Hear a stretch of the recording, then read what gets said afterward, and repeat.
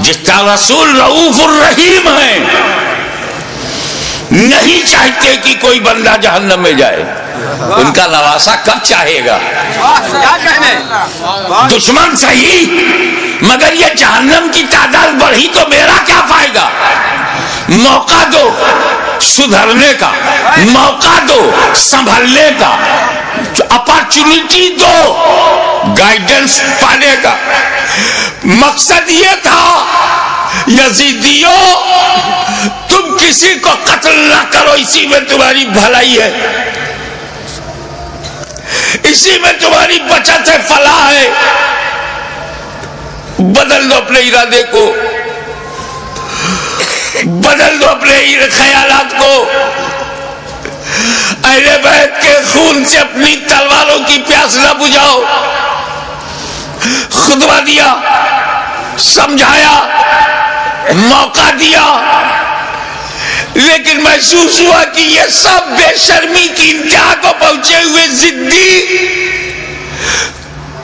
یہ کلاب الدنیا بھی ہے، کلاب النار بھی، یہ دنیا کے کتے جہنم کے کتے بننا چاہتے ہیں، مگر پھر بھی رحمت للعالمین کا نواسا، رحمت عالم کا پروردہ نظر کردہ اپنے دشمنوں کو یہ بھی موقع دے رہا ہے کہ اگر تم کچھ لوگوں کو قتل کر کے اپنی تلوار کی پیاس کو بجھانا چاہتے ہو تو لو میں تمہیں حر دے رہا ہوں، لو میں تمہیں وعد دے رہا ہوں، لو میں آوان دے رہا ہوں، لو میں اپنے انصار دے رہا ہوں۔ اگر اس سے بھی تسلی نہیں ہوتی تو لو میں تمہیں قاسم بن حسن دے رہا ہوں، اب بھی تسلی نہیں ہوتی تو لو علی اکبر کی جوانی لے لو، اب بھی تسلی نہیں ہوتی تو عباس کے بازو لے لو، اب بھی تسلی نہیں ہوتی تو علی اصغر کا خون لے لو، لیکن مجھ تک جلدی مت کرنا۔ میں رحمت عالم کا نواسا ہوں، رحمت بھری نظر سے تمہیں مہلت دے رہا ہوں، مجھے مارنے میں عجلت مت کرنا۔ اگر تم اتنے لوگوں کو شہید کر کے رک جاؤ، تائب ہو جاؤ، تو میں رحمت للعالمین کا نواسا ہوں، بیٹا ہوں، میں محشر میں تمہارے ان گناہوں کی مغفرت کروا سکتا ہوں، کیونکہ علی اکبر کا قاتل قاتل مومن ہے، عباس کا قاتل قاتل مومن ہے، قاتل حر قاتل مومن ہے، قاتل علی اصغر قاتل مومن ہے۔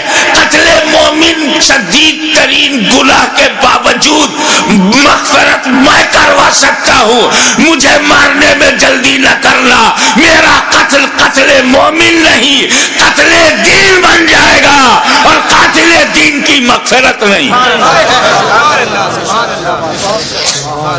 لیکن جب یہ محسوس ہونے لگا، ختم اللہ علی قلوبہم وعلی ابصارہم، جب اللہ تعالیٰ نے ان کی سماعت پر، ابصار پر، بصارت پر پہرا بٹھا دیا، مہر لگا دیا، اور حجت تمام ہو گئی، جتنی مہلتیں دینی تھی دی جا چکی، جتنی مواقع فراہم کرنے تھے ہو چکے، جتنی بار ضمیر کو جگانا تھا جگا چکے، لیکن ان مردہ دلوں میں ٹس سے مس جب کوئی نہیں ہوا تب بالآخر فیصلہ وہی ہوا، اے نانا جان جو میں نے وعدہ کیا تھا نبھانے جا رہا ہوں، اے پدر بزرگوار خیبر شکن جس نیت سے آپ نے پرورش کی ہے اس مقصود کی طرف جا رہا ہوں، اے مادر مہربان خاتون جنت جو سمجھ کر آپ نے دودھ پلایا تھا آج اس کا حق ادا کرنے جا رہا ہوں۔ نتیجہ کیا ہوا؟ خیمے میں گئے، اپنے والد کا اپنے نانا کا کپڑا لیا، سر پہ امامہ باندھا، اور زیب تن ہو کر دلدل پر بیٹھ کر خاندان کو آخری سلام کر کے میدان کارزار میں حسین اتر پڑے، ایر لگائی، گھوڑے کو ناز ہے کہ آج امام میرے اوپر ہے، امام کو ناز ہے کہ گھوڑا بھی میرا وفادار ہے۔ چل پڑے امام نے یزیدی لشکر پر جب حملہ کیا، وار کیا، یزیدیوں میں انتشار پیدا ہو گیا۔ حیدری کچھار کا شیر نر جب بفر کر زیادی بھیڑیوں پر حملہ آور ہوا تو کشتوں کے پشتے لگا دیا، لاشوں کا ڈھیر لگا دیا۔ بھوکا پیاسا حسین کھاتے پیتوں کو کاٹتا ہوا چلا جا رہا ہے۔ تلوار چمکی، ہوا میں لہرائی تو ایسا نہیں لگتا تھا کہ حسین کے تنہا ہاتھ میں اکیلی تلوار ہے، ایسا لگتا تھا جیسے آسمان کی تمام بجلیاں تلوار میں سما گئی ہوں، ایسا لگتا تھا کہ ستاروں نے اپنی جگہ چھوڑ کر ذوالفقار کی دھار میں آ گئی ہوں، ایسا لگتا تھا کہ آدم کا ہاتھ دعا کے لیے اٹھ گیا ہو، ایسا لگتا تھا کہ نوح کی کشتی اپنے نجات کا رخ دیکھ رہی ہے، ایسا لگتا تھا کہ دریائے نیل میں فرعون غرق ہو رہا ہے، یزیدی تباہ ہو رہے ہیں، ایسا لگتا تھا جیسے کعبے کا رخ کعبہ کی طرف ہو گیا ہو۔ ایک جگہ جمع ہوا کعبہ متحرک کعبے کو دیکھ رہا ہے، ایک جگہ جمع ہوا کعبہ متحرک کعبہ کو دیکھ رہا ہے۔ محبتوں کا قبلہ، عقیدتوں کا کعبہ یزیدیوں کے مقابلے میں کھڑا تلوار چلا رہا ہے۔ ایسا لگتا تھا کہ حسین کے بازو میں حیدر کرار کا بازو سما گیا ہو، ایسا لگتا تھا جیسے فاطمہ زہرا کا دودھ حسین کی رگوں میں نیا خون بن گیا ہو، ایسا لگتا تھا آپ نعرہ بند کیجئے، ایسا لگتا تھا جیسے تمام جنہ انتظار دے رہے ہیں، داد شجاعت دے رہے ہیں اور ان کی دعاؤں میں فرشتوں کی آمین شامل ہو گئی ہو، ایسا لگتا تھا کہ صداقت سمٹ گئی ہے، ایسا لگتا تھا کہ عدالت نے پکڑ لیا ہے، ایسا لگتا تھا کہ سیادت نے اپنے جلوے دکھا دیے ہیں، ایسا لگتا تھا کہ تنہا حسین میں جرأت موسیٰ بھی ہے، استقامت ابراہیم بھی ہے، ارادہ اسماعیل بھی ہے۔ یہ اس وقت سامنے شیطان تھا، اسماعیل کا ارادہ پہاڑ تھا، اس وقت یزیدی فوج ہے، حسین کا ارادہ پہاڑ ہے۔ تلوار چلتی رہی، کشتوں کے پشتے لگتے رہے، لاشوں کے ڈھیر لگا دیے۔ اب اس تلوار کو روکا کیسے جائے؟ اس تلوار کا رکنا یزیدی نقطۂ نظر سے بہت ضروری تھا۔ یہ تلوار رکے گی تو یزیدی بچیں گے۔ زیادی بھیڑیوں کو کاٹتے تھے جیسے کوئی گاجر مولی کو کاٹ رہا ہو۔ میمنہ پر حملہ آور ہوا تو میمنہ صاف ہو گیا، شیر خدا میسرے کی طرف رخ کرتا ہے، میسرہ صاف ہو گیا، یزید کے قلب پر حملہ کرتا ہے، لشکر کا قلب صاف ہو جاتا ہے۔ اب پریشانی، ابن سعد ابن زیاد پریشان ہو گئے، شمر ذوالجوشن حیران ہو گیا، خولی مایوس ہو گیا، یا اللہ یہ کیا ہو رہا ہے؟ ایک ہی آدمی سب کی گردنیں کاٹتا چلا جا رہا ہے۔ کہیں ایسا نہ ہو کہ ایک تاریخ ایسی بن جائے کہ 20,000 کے لشکر جرار کو تنہا ایک آدمی نے شکست دے دیا۔ اس تلوار کو رکنا چاہیے، یہ تلوار رکنی چاہیے، مگر اس تلوار کو روکا کیسے جائے؟ وہ تلوار جسے بھوک نہ روک سکی، وہ تلوار جسے پیاس نہ روک سکی، وہ تلوار جسے لاشیں نہ روک سکی، وہ تلوار جسے زینب و سکینہ کے مریض خطر میں آ جانے کا اندیشہ نہ روک سکا، وہ تلوار جسے علی اکبر کی لٹی ہوئی جوانی نہ روکے، وہ تلوار جسے لٹا ہوا قاسم کا شباب نہ روکے، وہ تلوار جسے عباس علم بردار کے کٹے ہوئے بازو نہ روکے، وہ تلوار جسے معصوم اور شیر خوار بچہ علی اصغر کی موت نہ روک سکے، اس تلوار کو کوئی روک نہیں سکتا۔ زمین بھی تائید میں ہے، آسمان بھی حمایت میں ہے، فضا بھی مددگار ہے، اس تلوار کو کوئی روک نہیں سکتا۔ وہ تلوار جو بھوک سے نہ رکے، پیاس سے نہ رکے، قتل سے نہ رکے، خیموں میں لاشیں لے جانے سے نہ رکے، اچانک وہ تلوار رک گئی، وہ تلوار رک گئی۔ بس یہی نازک سا موڑ ہے، وہ تلوار رک گئی۔ بھوک سے نہیں، پیاس سے نہیں، شہیدوں کی شہادت سے نہیں، بہو بیٹیوں اور بہنوں کے خطرے میں جانے کے اندیشے سے نہیں رکی، وہ تلوار اس لیے رک گئی کہ نماز کا وقت ہو گیا، سبحان اللہ، نماز کا وقت ہو گیا، اتر پڑے، زخمی، تیروں سے بدن چھلی، نیزوں کی مار، علی کا ایک شیر ان جنگلی کتوں میں گھر گیا۔ آپ جانتے ہیں واقعی ایک شیر ہو اس کو 2000 کتے گھیر لے تو کن کن کتوں کو مارے، زخموں سے چور، ہر بدن کے ہر حصے سے لہو۔ یہ کیسا وضو ہے میرے امام؟ اللہ ہمارے لیے، امت کو بچانے کے لیے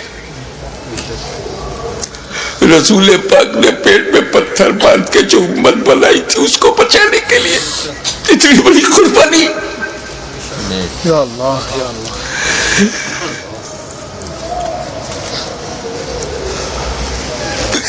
زمین پر گرے سجدے میں، یزیدیوں نے سوچا بس یہی موقع ہے، اگر یہ اٹھے گا شیر پھر مارے گا، اسے اٹھنے نہ دو۔ شقی القلب پتھر دلوں نے نبی کا کلمہ پڑھتے ہوئے بھی نبی کے نواسے کو، نبی کی جان کو، نبی کی پہچان کو،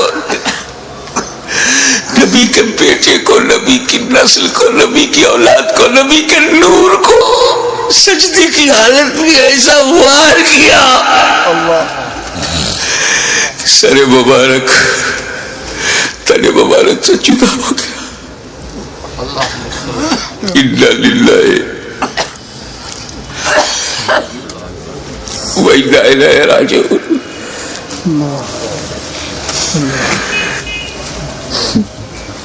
کٹ گیا، گردن کٹ گئی، سنی مسلمانوں گردن کٹ گئی۔ کون سی گردن؟ جس کو تمہارا ہمارا نبی چوما کرتا تھا، کٹ گئی۔ کعبے کے ایک پتھر کو میرے نبی نے ایک بار چوما، حجر اسود کو قیامت تک لوگ چومیں گے، مگر حسین کے گلے کو تو نبی نے بار بار چوما تھا، بار بار چوما تھا۔ تم کہتے ہو حسین کا گلا کٹا، حسین کا گلا کٹا، میری دل سے پوچھ، بوسہ گاہ مصطفیٰ کٹ گئی، بوسہ گاہ رسول کو کاٹ دیا۔ میں ایک مرتبہ بیمار پڑا تھا برطانیہ میں، میری ماں کا خط آیا، بیٹا تمہاری کیسی طبیعت ہے؟ مجھے بڑا تعجب ہوا۔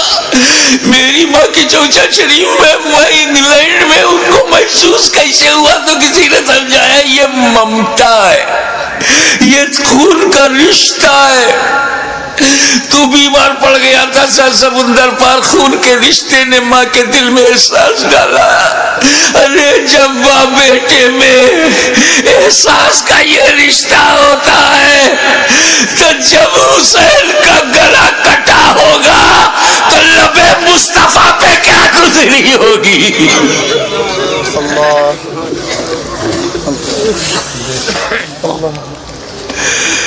حضرت عبداللہ ابن عباس روایت کرتے ہیں، جو بحقی میں ہے، مشکات میں ہے،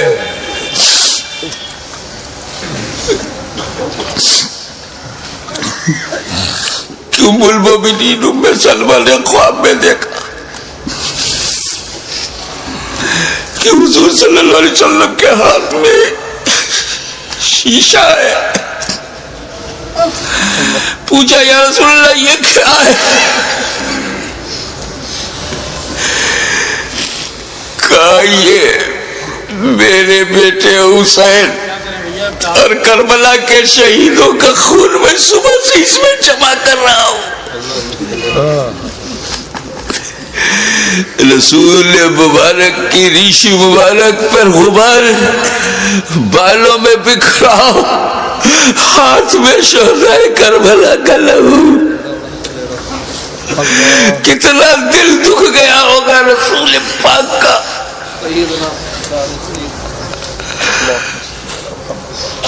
سر کٹا، کیسے بولوں، نہیں کہہ پا رہا ہوں.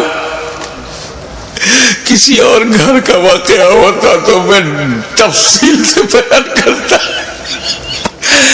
یہ غم تو میرے اپنے خاندان کا غم ہے.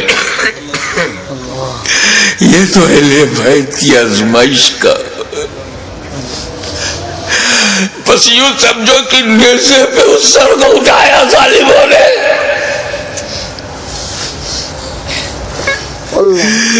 نیزے پہ اٹھانے کا مطلب کچھ سمجھ میں آیا؟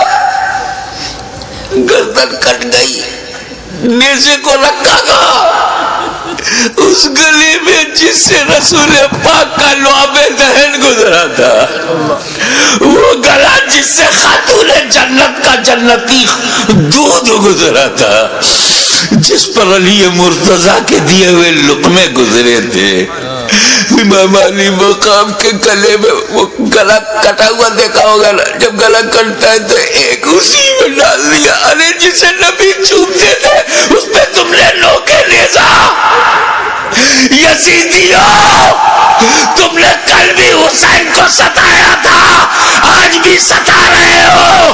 فرق یہ ہے کہ کل نوکے نیزا سے تکلیف پہنچائی تھی، آج اپنی تقریروں میں نوکے زبان سے تکلیف پہنچا رہے ہو، نوکے قلم سے تکلیف پہنچا رہے ہو. یاد رکھو حسین نے امت کو اسی لیے بچایا ہے کہ ساری زندگی امت حسین پر قربان ہوتی رہے گی، حسین پر ہم اپنی جان دیتے رہیں گے. نیزے پہ اٹھا لیا. یہ تو ہندوستان کا کوئی اتیاچاری بھی نہیں کرتا. نیزے پہ اٹھا لیا، حسین کے سر مبارک کو لو کے نیزہ پہ رکھ کر اٹھا دیا.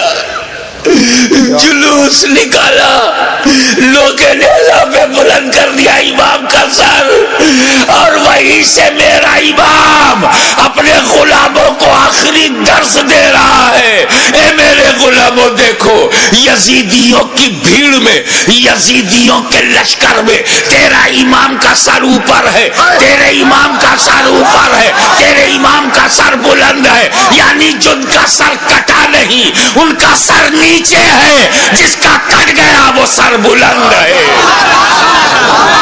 تبھی تو غریب نواز نے کہا سرداد نداد دست در دست یزید حقا کی بنائے لا الہ حسین. وآخر دعوانا الحمدللہ رب العالمین.